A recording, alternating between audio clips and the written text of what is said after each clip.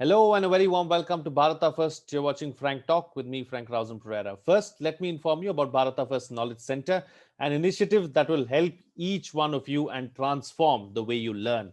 We have started international relations and Indian art and culture classes, and they've had a phenomenal response. All those who have been a part of the Knowledge Center have had a great time. You too can be a part of this journey. Go to our website, kc.bharatafirst.com, for more details and register now. We will offer you the limited period early bird discounts only for a few more days, so make full use of it. Bharata First Knowledge Center will change the way you learn. It's like something you've never experienced. Be a part of this incredible journey today. Register now. Well, since you're here, I would like to thank you for your continued support. For those of you who haven't already subscribed, please like the video, subscribe, hit the bell icon, and then all notifications. The Bharata First team runs a daily big picture quiz. Please do participate by going through the description in big picture videos. You can subscribe to our newsletter as well to get some incisive content. Now, here are the UPI IDs for those of you who would like to come forward and contribute. A small contribution that you make will be a giant leap for us to keep bringing you this content. We are also considering ads and sponsorships. You can reach us at marketing@bharatafirst.com.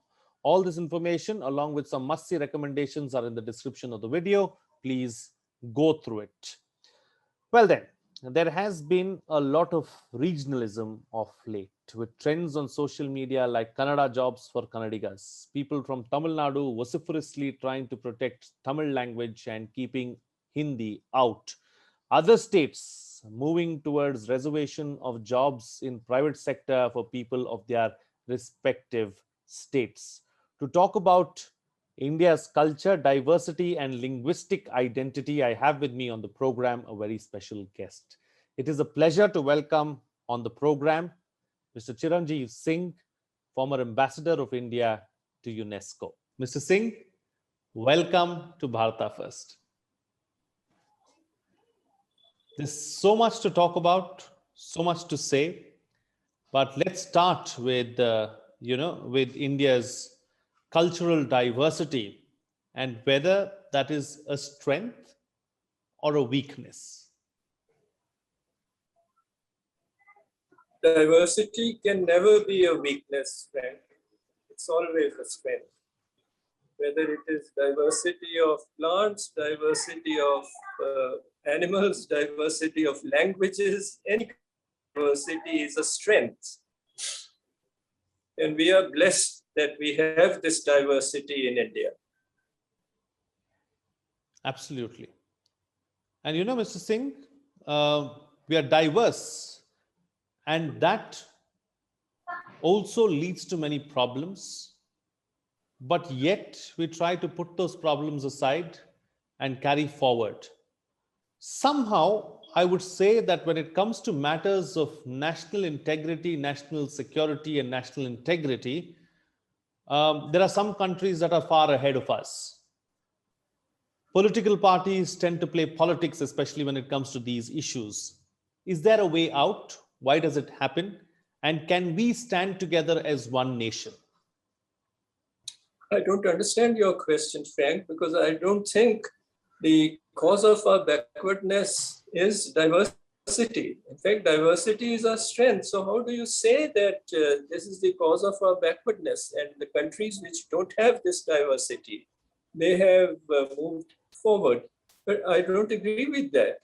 So what do you have in mind when you ask this question?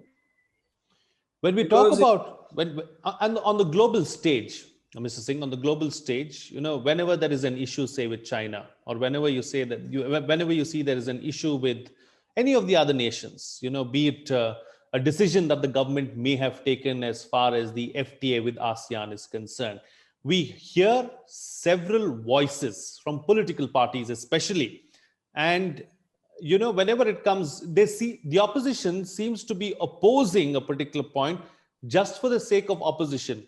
Whatever party is in power and whatever opposition, I'm not saying that this is limited only to the Congress or limited only to the BJP. The opposition always tries to take a contrary stand to what the government has taken. And this is something we've witnessed time and again. Is there a way out of that? Isn't it the job of the opposition to oppose? That's why it is called the opposition. So what's wrong with that? If I could just add, just to make it a little interesting, if you look at, say, for instance, an Israel, when it comes to matters of security of the nation, despite all the differences that political parties have, they stand together as one. Even the recently formed government that Naftali Bennett is heading, even there, even though 8 different political parties have come together to oust Benjamin Netanyahu, when it comes to attacks, when it comes to the Hamas and other such organizations, they speak in one voice. But isn't that natural, Frank?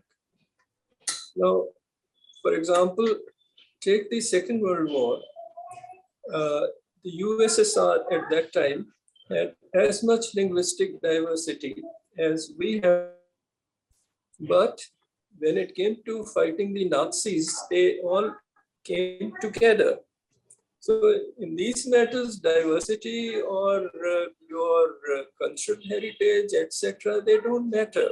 When it is an existentialist fight, then you all come together. And what has that got to do with diversity? Talking about staying together, Mr. Singh, what binds us together? What is that one factor that ensures that we stay together and go on in life? Well, you see, Frank, if you look at the Indian culture, incidentally, the term culture itself was coined in the 19th century. People are not aware of this. The word culture was coined in the early 19th century. And it was used in the sense of collective customs and achievements of a people. The word dates from 1867, in fact. And in India, it has been translated into Sanskriti in most of the languages. Sanskriti, in Tamil, it is Kalacharam. In Punjabi, or in West Punjabi, it is Rethal. All these are neologisms, decent coinages. Has the deepest values by which the people live, and is really what we are talking about. So in India, for example,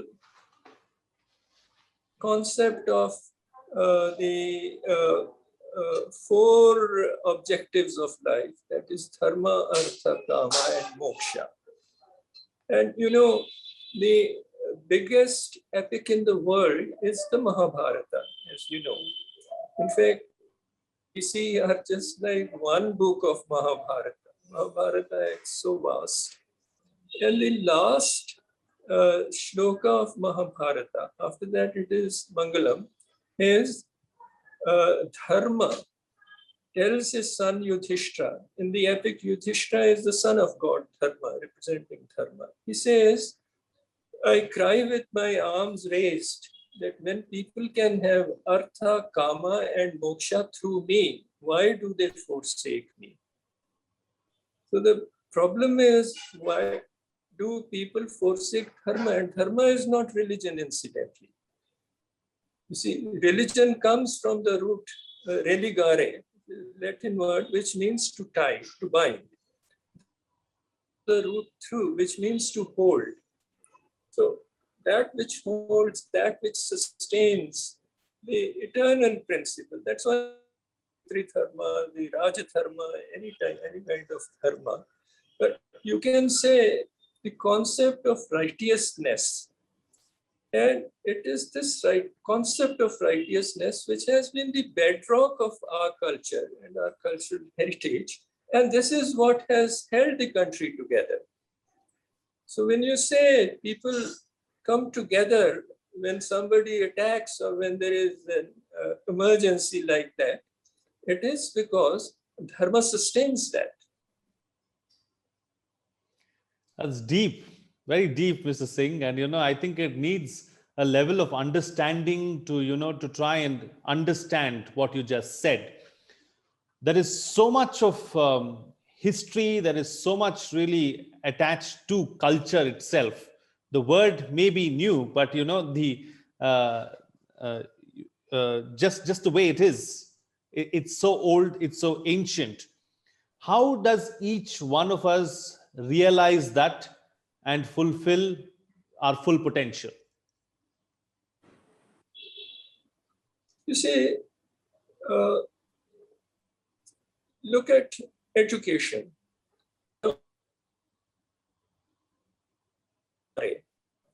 And educare means to draw out. And incidentally, German, which is very fond of translating words exactly into German, for example, television. Tele comes from Greek tele and vision from Latin see, which is exactly Doordarshan. So German translated education as Erziehung, which means also to draw out. So basically it means the that is within you, drawing that out, making you realize your potential is the task of real education. So what you are asking is, how do we realize what is our potential? Potential is within us. Drawing it out is what is required through education. Is it time that we change our education system and our education policy? We are looking at, of course, the national education policy now. Is that really going to change anything on the ground? Absolutely. It's time to change our whole educational system. To begin with, education has to be, at least in the earlier years, in the mother tongue. And India, incidentally, is a signatory to the UNESCO Convention on Mother Tongue, which says that primary education must be in mother tongue. But we have done nothing about that. On the contrary, you have more and more people opting for education through English. English as medium is replacing mother tongues. So starting with that and building more flexibility into our educational system and giving choices to the students, that of course is asking for our educational system. Yes, it is time to change our educational system. It is time to make it more flexible. It is time to make it student friendly, child friendly, and unleash the creative potential. What is within one has to be brought out. And creativity, we have never looked at creativity in education. It's always rote learning. And from the beginning, parents want, in fact, the pressure is from parents that teach the children so that they can crack the IIM examination, IIT examinations, this competition, that competition, etc. So how do you come out of this? First, you have to educate the parents also, in fact, that cracking the competitive examinations is not the be all and end all of life, not the purpose of real education. Since we are here, Mr. Singh, what about also changing the mindset and the skill set of the educators themselves? Because they are molded in a way. And absolutely. Yeah, please. Yeah, they are molded in a way. So they also need to be re-educated. You have to unlearn and then start learning. The whole process of unlearning of parents as well as of teachers must begin in the new educational system you are talking about. It's going to take a while. Let's hope that we take that while and ensure that we get a foolproof product, and the next generation may take. You're more optimistic than I am.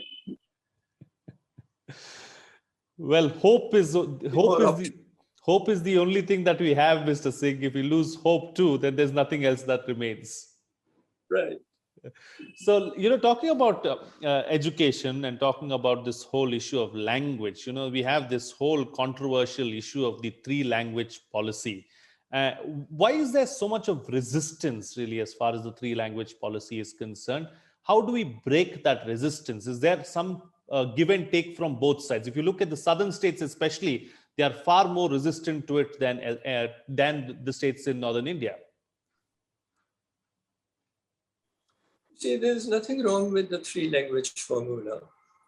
When I was a student in Germany in 1966-67, you didn't have three language formula in Europe. But after the European Union came into existence, they have adopted three language formula. So at that time, if you went to France and you asked for something in English, you would be met with blank stares or even hostile reactions. A friend of mine was in Paris and he asked for a certain medicine by its English name. And the chemist said, if you want that, cross the channel. So this was the attitude. But now even they have followed the three language formula. So there's nothing wrong with learning three languages or learning more than three languages even. In the South, the opposition is not per se to the three language formula. For example, you can have Tamil, English, and French. There is no opposition to that. You can have Tamil, English, and German. No opposition to that, or even Sanskrit as a third language. The opposition is to the mindset, which they say imposition of it. There's nothing wrong with the formula. It is the question of the attitude. And after all, people, even in Tamil Nadu, they are learning Hindi on their Prachar Sabha, which is probably the most active Hindi Prachar Sabha in the country. Otherwise, no one would be watching Hindi films in Tamil Nadu and listening to Hindi songs and singing them. Absolutely. So it's not opposition to the three language formula. It is opposition to, what may I say, the hegemony of North, perceived hegemony of the North in the southern context. Is there a way out of this, Mr. Singh? Because it's something that's going on for a while now.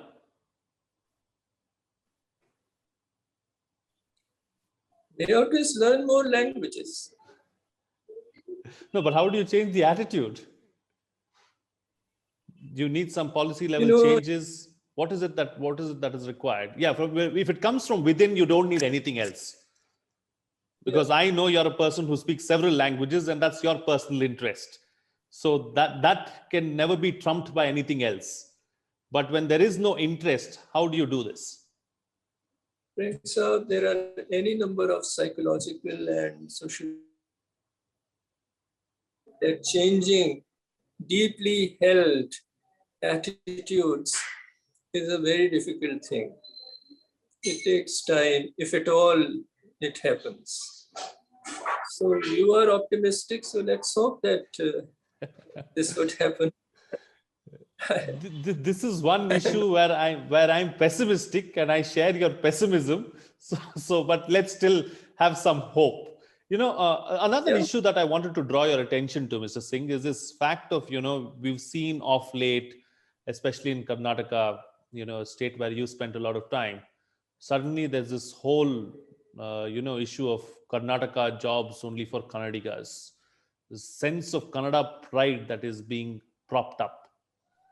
You look at Haryana, passes a law which says that 75% of jobs in the private sector will be only for people from Haryana. I mean, this is counterproductive. It goes against national unity, and it goes against the sentiment of one nation. How do we tackle this problem? Well, in Haryana, have they said that you also need to learn Haryanvi?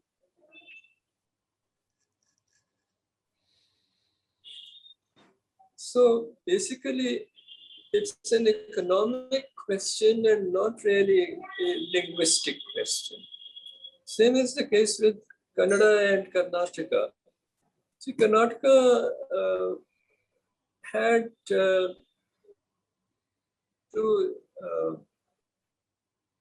bring in this law that certain posts, even in private sector, they must be for the local people, etc. The argument there is that we have given you land, or you have bought land here, you are using our water, our power, etc. All the facilities are being given by you here. So you owe at least this much, that you create some employment here. It's more of a cultural and economic issue, because in Karnataka, you see, the problem with Bangalore is the border city. The borders of Tamil Nadu and Andhra are close to Bangalore. And border areas are always linguistically and culturally mixed. So Bangalore, to begin with, was a mixed, culturally and linguistically mixed city. And now it has become a metropolis, and it has become linguistically even more diverse than it was earlier. In fact, according to some estimates, we'll know now when this new census is taken, what exactly is the percentage of Kannada speakers in Bangalore. But according to some estimates, it's 40%. So when you have the state capital recording 40% people of the speaking Kannada, obviously it leads to certain tensions. And also they feel that people who come from outside and settle down here do not show enough cultural sensitivity towards Kannada and Kannadigas. So this is the, you can say, the cause of this, what you call the Kannada chauvinism. In such a scenario, Mr. Singh, my final question to you, what's the best way forward? The best way forward is going back to our cultural traditions, which are tolerant, which are respectful of diversity. And you see, if you are going back to our own traditions, the Guru Bani says that everybody was created from the same light. Kabir ji has been saying that, Namdev ji in Maharashtra, Basavanna in Karnataka, and all the great saint poets they have been talking of oneness of humanity, of compassion. See, in Hindi, of course, this is Daya Dharam ka mool hai. Tulsidas ji said that. Basavanna, before that, 4 centuries before this, he said, Daya ve dharamada moolavaya. 15th, this is 12th century, 15th century. Guru Nanak Dev says, Thol dharam daya ka put. Dharma is born of compassion. So you see, 12th century, whether it is Guru Nanak in the 15th century, whether it is Goswami Tulsidas in the 16th century, they all say all dharma is born of compassion. This is our tradition. This is our heritage. And, and they all say that all righteousness is born of dharma. That is righteousness, right conduct. Go back to our own traditions of plurality, of diversity, of tolerance. There's the way out. Absolutely. Absolutely. Mr. Singh, a pleasure having you on Frank Talk and talking about all these very interesting and intriguing aspects. Thank you so much for sharing your knowledge and your wisdom with us. It was a pleasure. Ordinary things, nothing special, but thank you for having me on your program. Thank you so much, Mr. Singh. Well, before I go, let me once again inform you about Bharata First Knowledge Center, an initiative that will help each one of you and transform the way you learn. We have started international relations and Indian art and culture classes, and they have had a phenomenal response. All those who have been a part of the Knowledge Center have had a great time. You too can be a part of this journey. Go to our website, kc.bharatafirst.com for more details and register now. We will offer you the limited period early bird discounts only for a few more days, so make full use of it. Well, Bharata First Knowledge Center will change the way you learn. It's like something you've never experienced. Be a part of this incredible journey today. Register now and don't miss the opportunity.